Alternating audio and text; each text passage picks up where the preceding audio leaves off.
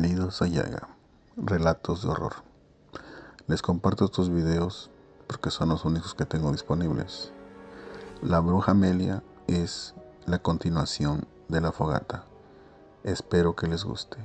Comenzamos. Hola, te voy a narrar una vivencia que me contaba mi abuela.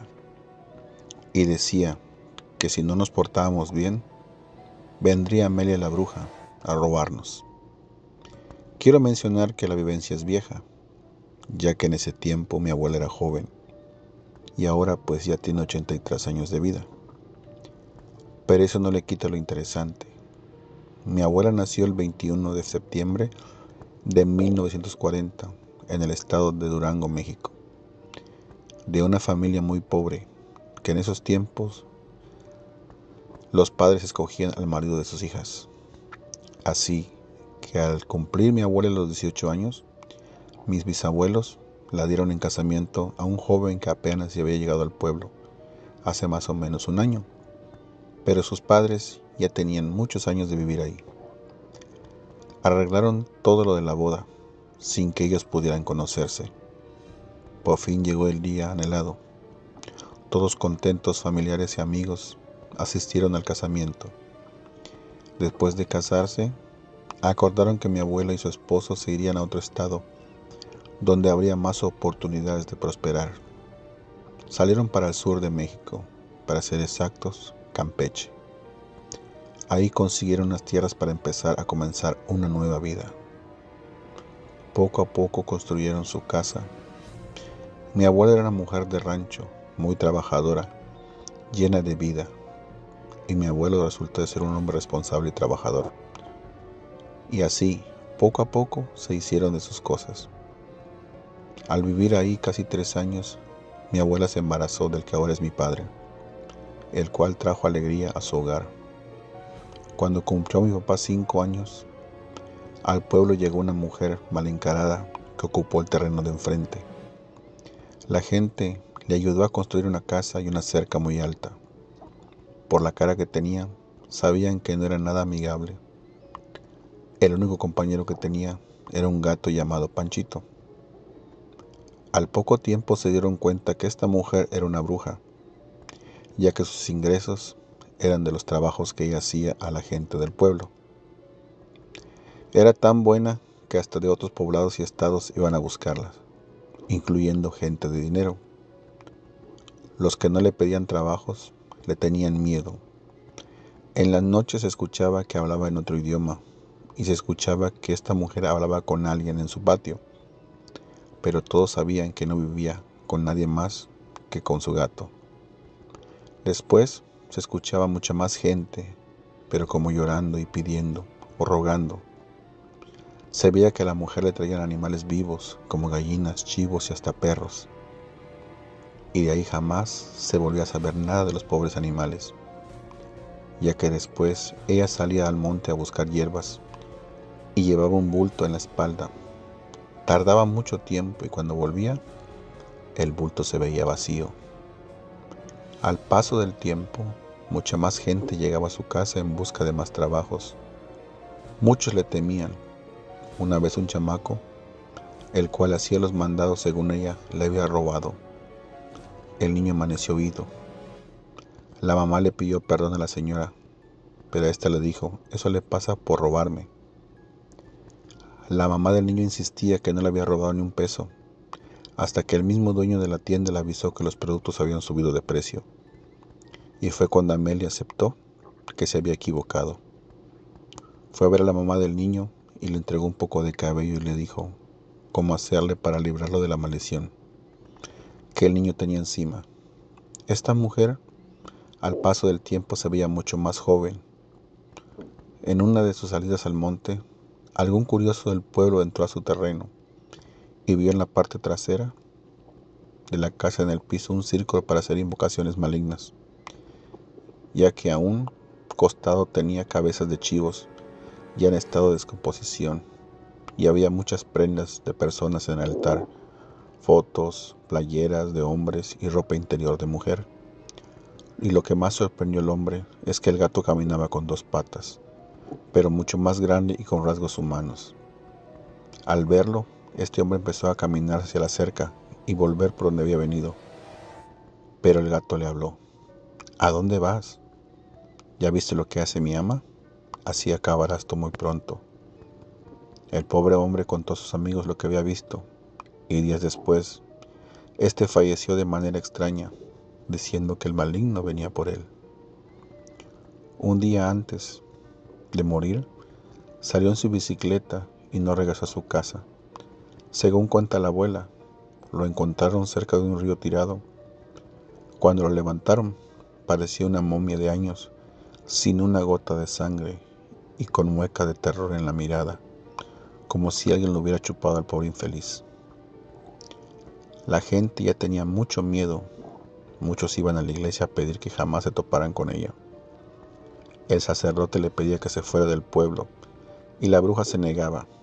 Decía que no lo haría, que este pueblo era de ella. Pidieron ayuda a la capital para que a la mujer se le corriera del pueblo, ya que debía muchas vidas, hasta que un día de la nada llegaron policías al pueblo y entraron a la casa. Al hacerlo, solo se escucharon varios balazos. El gato gruñía para defender a su ama, y así estuvo un buen rato, la discusión y varios tiros de bala. De 9 policías, solo 3 salieron. Llamaron a más refuerzos y llegaron más policías. Habían baleado a Amalia, la bruja. Esta estaba muy grave de salud, pero cuando llegaron a buscarla para llevarla fuera de su casa, la gente que la veía decían que se veía más joven, como de 20 años. El pueblo, al enterarse de que ella había fallecido, hicieron un velorio ahí. Se congregaron como 50 personas mínimo. Cuando abrieron algunos el féretro donde la estaban velando, vieron que había envejecido demasiado, mucho más de lo que aparentaba antes.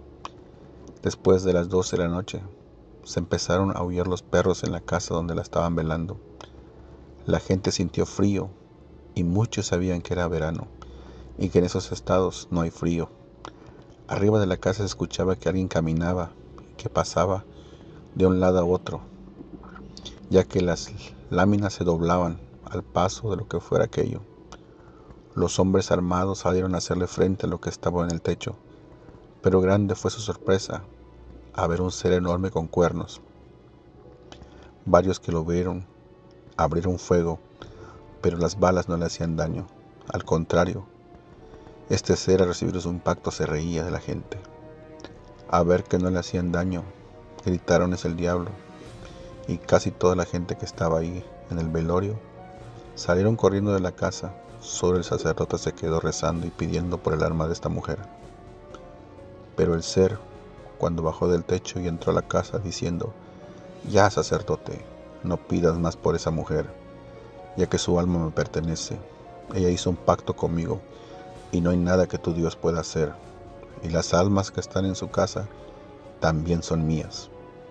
Al decir esto, este demonio se acercó a la caja y dijo: "Vamos, que el castigo eterno te espera". Metió la mano y le arrancó la lengua y le sacó los ojos. Y de ahí se escuchó el grito de Amelia, que iba para el infierno. Después de todo, se apagaron todas las luces y las velas de la casa.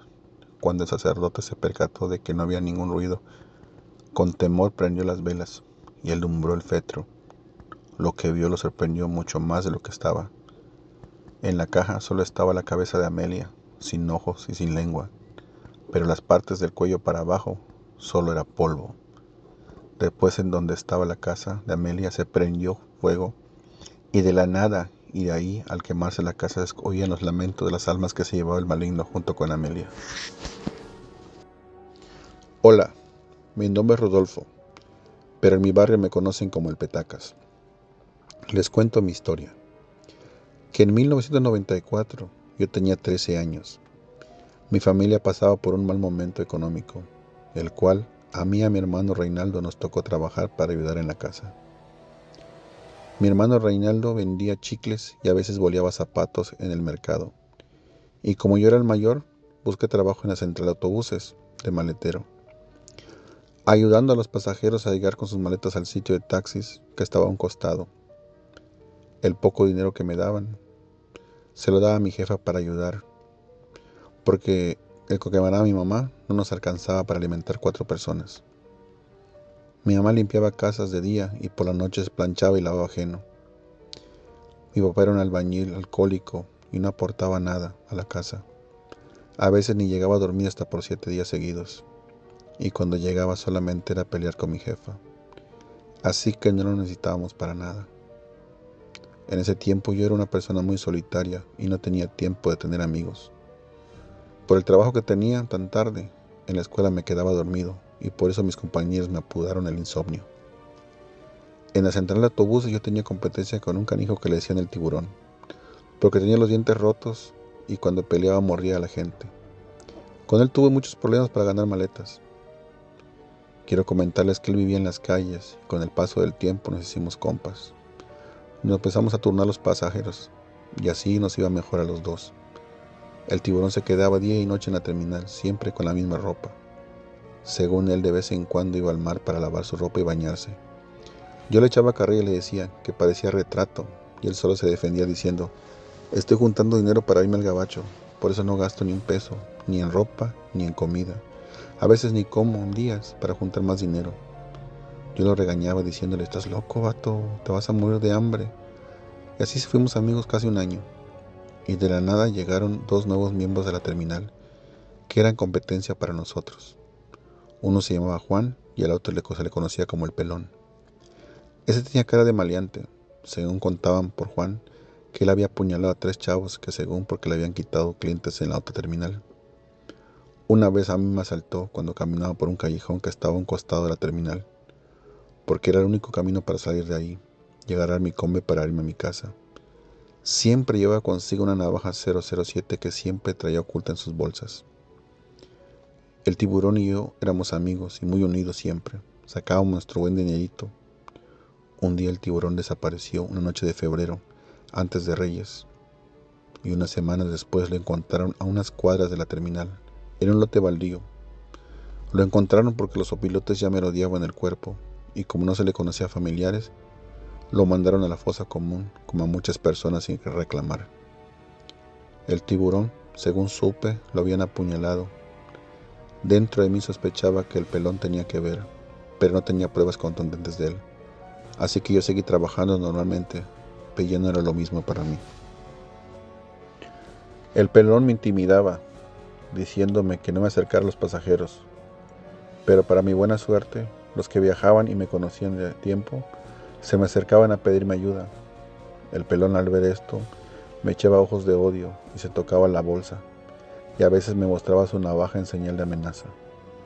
A meses de que falleció el tiburón, algo cambió, y como cada noche salí de trabajar para irme a agarrar la combi, tenía que caminar por ese mismo callejón que era un tramo de medio kilómetro que estaba sin luz.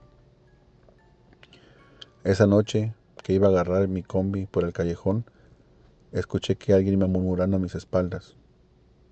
Al voltear, no vi a nadie. Yo imaginaba que era el Pelón que venía a volverme a robar mis cosas, pero no pasó nada. Al día siguiente, el Pelón se me acercó y me preguntó: oye, Petacas, ¿quién te vino a buscar anoche? Yo no le contestaba, solo lo ignoraba. Además le tenía coraje por lo que le había hecho a mi amigo, pero no tenía pruebas y no podía hacer nada. Así pasaron los días normales, hasta que una noche de febrero salí tarde como a la 1 de la mañana. Como siempre caminé por el callejón y a media calle sentí un viento helado que me caló hasta los huesos, al grado que se me hizo ya difícil caminar, y como que mis rodillas no me respondían. Entonces vi una sombra que venía detrás de mí. Me quedé ahí, pero no lo vi pasar a nadie. Dentro de mí decía: seguro es el Pelón que quiere robarme otra vez. Me puse en alerta, pero no apareció. Al querer seguir caminando, me llevé el susto de mi vida. Enfrente de mí estaba el tiburón, con su rostro triste y cadavérico. Yo no me podía mover ni hablar. Cuando pude hablar, solo murmuré y le dije: tiburón, yo nunca te hice nada malo, compa. Tú sabes qué onda conmigo. Yo soy tu amigo. En el rostro cadavérico del tiburón Se dibujó una sonrisa y así como llegó, desapareció. Cuando por fin reaccioné, salí corriendo de ahí. Llegué a la calle principal donde agarré mi combi y salí de ahí como pude, pero la vida me tenía sorpresas. A los pocos días llegó el pelón a trabajar, pero se le veía muy mal. Se notaba que tenía noches sin dormir. Estaba ojeroso y parecía que tenía temor, o de que alguien lo estuviera siguiendo, porque volteaba para todos lados cada rato. El Juan decía que el pelón contaba que una sombra los echaba, pero nadie le creía porque se la pasaba drogándose, y a los que lo conocían decían que estaba alucinando. Así llegó el mes de diciembre. Una de las pasajeras conocidas me regaló 200 pesos porque era cliente de meses. Me comentaba que si el tiburón estuviera vivo, ella lo invitaría a comer, pero no se pudo. Ella comentaba que era un buen muchacho y que era muy amable. La verdad, a mí me dio mucha tristeza que él no se estuviera ahí para recibir lo que le tocaba. Yo le quise devolver el dinero a la señora, lo cual ella se negó, argumentando que el tiburón siempre le decía que cuando él no se encontrara, le diera el trabajo al Petacas. Él decía, él es mi amigo y yo respondo por él. Esa noche salí contento del trabajo porque me gané 500 pesos en las puras propinas. Cuando llegué al callejón, me entró el miedo. No se veía a nadie. Faltaban más o menos unos 200 metros para llegar a la calle principal. De la nada, de la sombra salió el pelón con navaja en mano. Andaba más drogado que de costumbre, porque se le sentía el olor a la distancia lo que se había metido. Me amenazó y me dijo, dame tu dinero, porque sé que te fue muy bien hoy, Petacas. Dame ese dinero si no quieres irte al barrio de los muertos y tú sabes que de ahí nadie vuelve. Metí las manos al bolsillo para dar el dinero que con mucho trabajo gané esa noche. Pero estaba de suerte. De la oscuridad se veía venir una sombra. El pelón al ver eso salió corriendo antes de que le diera el dinero. Yo me quedé ahí sorprendido. Al querer salir de ahí, enfrente de mí estaba el tiburón otra vez, con el rostro cadavérico, con tristeza. El miedo no me permitía moverme. Se acercó y murmuró al oído, cuando termine con él sigo contigo, Petacas.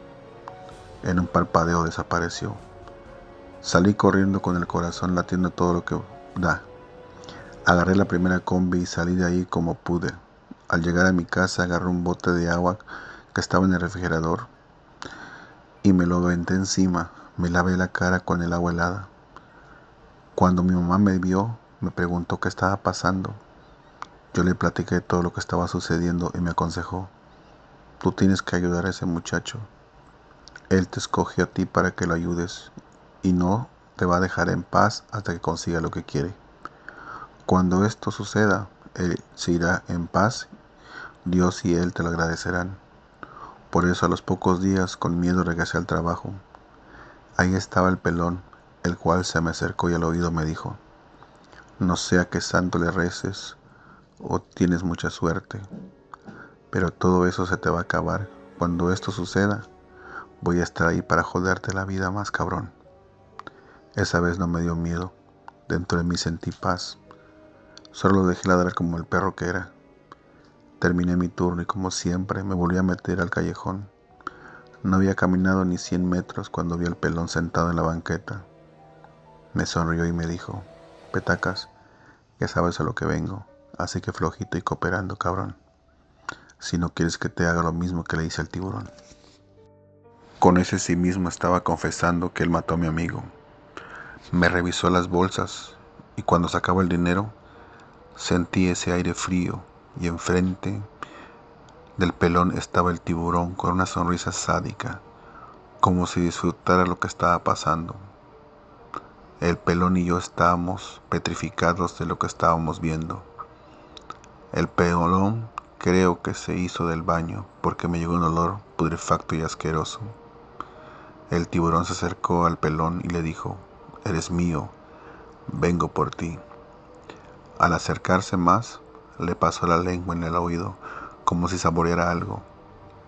En esos momentos el pelón lloraba y tenía los ojos abiertos a todo lo que daban sus párpados. El tiburón se carcajeaba y ahí desapareció. Cuando esto pasó, el pelón salió gritando: estás muerto, yo te acabé, estás muerto. En su loca carrera no se fijó al cruzar la calle y una camioneta que venía a toda velocidad lo impactó. El impacto, el pelón se quedó en dos partes, las piernas de un lado y el dorso por el otro. Yo agarré como pude la combi y salí lo más rápido posible de ahí. No podía creer lo que estaba viendo. A los pocos días seguí trabajando como siempre y más tranquilo porque el pelón no estaba. Al cumplirse el año del fallecimiento del tiburón, salí de trabajar por el callejón de siempre. Y como me ha ido muy bien, quería llevar a cenar a mis hermanitos y a mi madre a un restaurante cercano de la casa. Cuando salí del callejón vi al tiburón, pero esta vez sonreía. Me hizo señas que lo siguiera a un terreno baldío que estaba cerca de la terminal. Cerca de un árbol se detuvo y me señaló en un punto. Y solo dijo: cava. Rompí una botella de vino y empecé a cavar hasta que topé con algo de metal. Lo saqué y era una lata de leche, pero llena de monedas. Y abajo había más, pero ese tenía billetes. Al voltear el tiburón ya no estaba. Recogí las latas y salí corriendo de ahí. Tomé un taxi y me fui a mi casa. Al llegar y bajarme del taxi, volteé a un lado de mi casa, donde estaba una mata de mangos. En lo oscuro estaba el tiburón, sonriendo, y de pronto desapareció dentro de las sombras de la noche. Al contar el dinero, que era demasiado, me di cuenta que ya tenía y le sobraba para irse al gabacho. Pero mi pobre amigo no sabía ni leer ni escribir, mucho menos contar. Nunca supo la cantidad de dinero que tenía ahí. En mi opinión, el tiburón era un ángel, porque les juro que me cambió la vida.